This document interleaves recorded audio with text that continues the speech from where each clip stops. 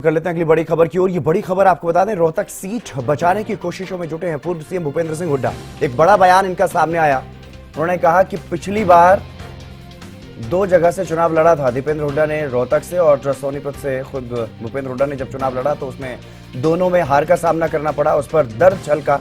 उन्होंने कहा कि पिछली बार दोनों ने चुनाव लड़ा, इसीलिए दोनों हार गए और रोहतक से इस बार दीपेंद्र हुड्डा चुनाव लड़ेंगे। साथ ही यह भी कहा कि दीपेंद्र हुड्डा अगर चुनाव नहीं लड़ते हैं तो मैं लड़ूंगा, मैं सोचूंगा। इस तरह की बातें वो कहते हुए नजर आए।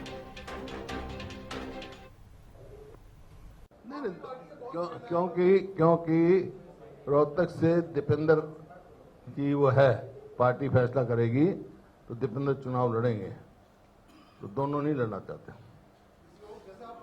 अगर दीपेंद्र नहीं लड़ेगा तो फिर मैं सोच सकता हूँ। पिछली बार लड़े थे जब भी तो हार गए दोनों। अगर मैं नहीं लड़ता तो रोहतक की सीट नहीं हारते। तो आपने सुना पूर्व सीएम भूपेंद्र सिंह हुड्डा को किस तरह से वो ये बताते हुए नजर आ रहे हैं कि जो पिछली बार का तजुर्बा उनका रहा है, यानी कि 2 सीटों पर चुनाव लड़ना कहीं ना कहीं नुकसानदायक साबित हुआ, तो इसलिए वो इस बार ऐसा नहीं करेंगे।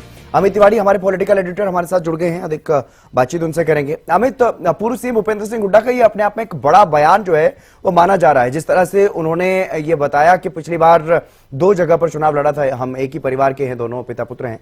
तो सोनीपत से वो खुद लड़े थे, रोहतक से दीपेंद्र हुड्डा लड़े थे। तो उन्होंने कहा कि अगर एक सीट से दीपेंद्र हुड्डा रोहतक से ही लड़ते तो रोहतक ना हारते। अपने आप में बड़ा बयान है, क्या कुछ मायने अब इसके निकाले जाए? हितेंद्र, देखिए, राजनीति में कोई भी बयान दिया जाता है तो उसके कई मायने होते हैं। और आज जो भूपेंद्र सिंह हुड्डा ने, पूर्व मुख्यमंत्री है, नेता प्रतिपक्ष है, देखिए उनका यह बयान कई मायनों में बड़ा है। न केवल इस बयान के जरिए अपना दर्द उन्होंने बताया है लोगों के बीच में, और साथ साथ एक संदेश भी हाईकमान को देने की कोशिश की है। क्योंकि देखिए, लगातार जब से यह चुनावी चर्चा चल रही है तब से ही यह कहा जा रहा था कि भूपेंद्र सिंह हुड्डा फरीदाबाद या हिसार से कांग्रेस के उम्मीदवार हो सकते हैं। और दूसरी चर्चा उनके बेटे की थी कि दीपेंद्र हुड्डा रोहतक से लड़ेंगे। हालांकि दीपेंद्र हुड्डा देखिए राज्यसभा सदस्य है, लेकिन चर्चा दोनों की थी। लेकिन आज इस बयान के जरिए एक तरह से भूपेंद्र सिंह हुड्डा ने स्पष्ट कर दिया है कि उनका इरादा नहीं है कि दोनों पिता पुत्र यहां चुनाव मैदान में उतरें। पिछली बार क्या हुआ था, सोनीपत से चुनाव लड़े 2019 में जो भूपेंद्र सिंह हुड्डा, और यहां दीपेंद्र सिंह हुड्डा भी लड़े। और दीपेंद्र हुड्डा को भी देखिए उनकी पारिवारिक परंपरागत सीट है, क्योंकि एक यह सीट है रोहतक की ऐसी सीट जहां से पहले सबसे पहला अगर कोई सांसद बना तो वो देखिए स्वतंत्रता सेनानी रणवीर सिंह हुड्डा, दीपेंद्र हुड्डा के दादा भूपेंद्र सिंह हुड्डा के पिता चुनाव जीते और वे यहां से सांसद बने। उसके बाद भूपेंद्र सिंह हुड्डा ने जीत की हैट्रिक लगाई, वे 3 बार यहां से सांसद बने और 3 बार ही दीपेंद्र हुड्डा भी यहां से चुनाव जीतकर बने, सांसद बने और रोहतक का प्रतिनिधित्व लोकसभा में किया। लेकिन एक बात यह तय देखिए कि 2019 में जिस प्रकार से चुनावी समीकरण बदला, 2014 में मोदी लहर के बावजूद दीपेंद्र ने चुनाव जीता एक सीट पर, लेकिन वे 2019 में पराजित हो गए। उस समय की अगर बात करें, वो दोनों जगह जो चुनाव लड़ना, इसको कारण जो है भूपेंद्र सिंह हुड्डा ने बताया है या सीधा स्पष्ट संदेश दे दिया है। और एक और बड़ी बात उन्होंने यह भी कह दी है कि देखिए राज्यसभा सांसद हैं दीपेंद्र हुड्डा, संभवतः उन्हें ना लड़ाया जाए और भूपेंद्र सिंह हुड्डा खुद चुनाव मैदान में उतर आए, तो उनकी तरफ से यह एक बड़ा बयान आया। हालांकि पिछले सप्ताह भी उन्होंने एक बयान दिया था जिसमें उन्होंने कहा था कि वे चुनाव क्यों लड़ेंगे, क्योंकि वे विपक्ष के नेता हैं विधानसभा में, तो वे चुनाव मैदान में नहीं उतरेंगे, उनकी तरफ से यह कहा गया था। हाँ। लेकिन एकाएक यह बयान भी बदला है। उन्होंने खुद कहा है कि अगर दीपेंद्र नहीं लड़ते तो वे भी चुनाव मैदान में उतर सकते हैं। लड़ेंगे केवल एक ही, दोनों पिता पुत्र नहीं लड़ेंगे। इस बयान के सियासी मायने बड़े हैं। पार्टी को भी संदेश है, पार्टी हाईकमान को संदेश है कि उन्हें उन दोनों में से एक को ही उतारा जाए और ताकि एक सीट पर फोकस किया जा सके। देखिए, अगर 2019 के चुनाव की बात करें हितेंद्र, तो कोसली वह क्षेत्र था जहां से दीपेंद्र हुड्डा को करारी शिकस्त मिली। 75,000 वोटों के अंतर से कोसली अकेला विधानसभा क्षेत्र था जहां से दीपेंद्र हुड्डा हारे थे और अरविंद शर्मा को 75,000 वोटों के अंतर से बड़ी जो है वहां से लीड मिली, जिसके बाद वे पूरे रोहतक लोकसभा क्षेत्र का चुनावी समीकरण बदल गया। उसके बाद रोहतक विधानसभा सीट है, वहां से 20,000 वोटों के अंतर से दीपेंद्र हारे। शहरी सीट थी, यहां से भी हारे, बहादुरगढ़ से भी हारे, और देखिए कलानौर से भी पराजित हुए।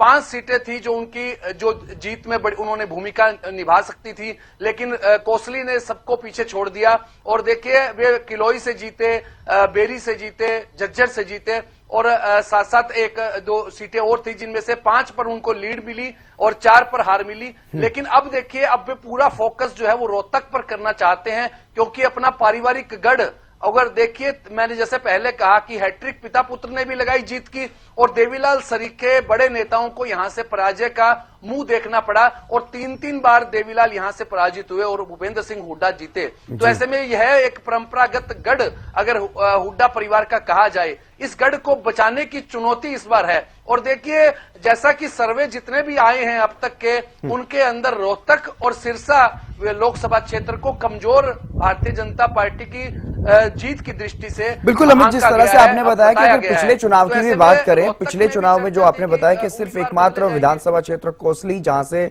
बहुत बड़ी लीड अरविंद शर्मा को मिली थी, और इसीलिए अरविंद शर्मा की जीत पिछली बार हो गई थी। पिछली बार भी बड़े कांटे का मुकाबला रहा, इस बार भी इसी तरह के कांटे के मुकाबले की उम्मीद है। लेकिन स्वाभाविक सी बात है, आप जिस तरह से बता रहे हैं कि शुरुआत से जब से ये सीट बनी तब से परिवार का यहाँ पर दबदबा रहा है, हुड्डा परिवार का दबदबा रहा, तो ऐसे में परिवार तो मजबूत है, लेकिन फिर भी क्या अपने मजबूत किले के खिसकते हुए ये कोई डर है इस तरह का, क्योंकि प्रधानमंत्री नरेंद्र मोदी के नाम पर चुनाव हो रहा है, उन्हीं का चेहरा एक बार फिर से भारतीय जनता पार्टी की तरफ से सामने रखने का प्रयास हरियाणा में भी किया जा रहा है, लगातार डबल इंजन की बात की जा रही है। तो क्या यही एक डर है जिसकी वजह से हुड्डा ये चाहते हैं कि एक सीट पर ज्यादा फोकस किया जाए? बिल्कुल हितेंद्र, जैसा आपने कहा कि प्रधानमंत्री नरेंद्र मोदी का चेहरा तो आगे है ही। कैंपेन में भी देखिए प्रधानमंत्री नरेंद्र मोदी जो एड कैंपेन चल रहे हैं उनमें भी प्रधानमंत्री नरेंद्र मोदी के चेहरे को रखकर ही भारतीय जनता पार्टी चुनाव मैदान में उतरी है। कोई भी उम्मीदवार यहां नहीं उतरा है, और इसी वजह से चेहरे बदलने की देखिए 116 पूरे देश में 116 के जो मौजूदा सांसद थे उनके टिकट कट गए और नए चेहरे ला दिए। तो यह किसकी करामात थी, कौन है इसके पीछे और किसका चेहरा काम करता है? तो निश्चित रूप से प्रधानमंत्री नरेंद्र मोदी का चेहरा काम करता है, और वे अपनी लड़ाई, जो अगर बात की जाए चुनावी लड़ाई है तो उसमें मोदी ही लड़ रहे हैं चुनाव, ऐसा दिखाने की कोशिश की जाती है। वहां जो सांसद के जो चेहरे हैं वो मायने नहीं रखते, नरेंद्र मोदी का चेहरा मायने रखता है। इसी बीच हम रोहतक सीट की जिक्र कर रहे थे, तो पारिवारिक सीट है, गढ़ है, उसको बचाने की निश्चित रूप से चुनौती है। हालांकि सर्वे में जो भाजपा के और जो दूसरे एजेंसियों के सर्वे आए उनमें इस सीट को कमजोर आंका गया, रोहतक को और सिरसा को। तो ऐसे में इस सबके बावजूद अरविंद शर्मा का चुनाव मैदान में उतरना, और अरविंद शर्मा भी मैं कहता हूं कि किस्मत के धनी है और करिश्माई जो चुनावी राजनीति के माहिर अगर कहा जाए तो कोई दो राय नहीं है। पहला चुनाव उन्होंने निर्दलीय लड़ा, सोनीपत से वे चुनाव जीत कर आए, उसके बाद सीटें बदलते रहे, करनाल से भी लड़ा, वो भी जीते, रोहतक आ गए, नई सीट थी, फिर भी 2019 में जीत गए। तो ऐसे में उनके सामने भी चुनौती है और हुड्डा के सामने भी चुनौती है। देखना यह होगा कि कांग्रेस दीपेंद्र सिंह हुड्डा को उतारती है या फिर भूपेंद्र सिंह हुड्डा चुनाव मैदान में उतरते हैं। लेकिन बिल्कुल ये तो अभी लिस्ट में साफ हो जाएगा। चलिए बहुत शुक्रिया अमित, तमाम जो बातचीत आपने की, तमाम महत्वपूर्ण जानकारी आपने दी। ये तो बहरहाल चुनाव में जब लोकसभा उम्मीदवारों की सूची कांग्रेस के सामने आएगी हरियाणा में, तो उसी में ये स्थिति साफ होगी। तो पिछली बार दोनों चुनाव लड़े थे, इसलिए दोनों ही चुनाव हार गए थे। रोहतक सीट बचाने में जुटे हैं पूर्व सीएम भूपेंद्र हुड्डा। पिछली बार के चुनाव में पिता पुत्र की हार पर उनका दर्द छलका, और यह बयान भी हमने आपको सुनवाया कि किस तरह से वो ये कहते हुए नजर आ रहे हैं कि पिछली बार दोनों ही एक ही परिवार से चुनाव दोनों ने लड़ा था, इसीलिए रोहतक की सीट भी हार गए, दोनों ही हार गए, और इस बार रोहतक से दीपेंद्र हुड्डा चुनाव लड़ेंगे।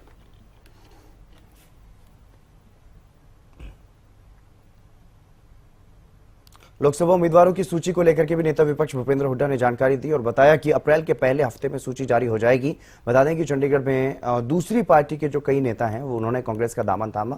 इस मौके पर उन्होंने ये जानकारी दी।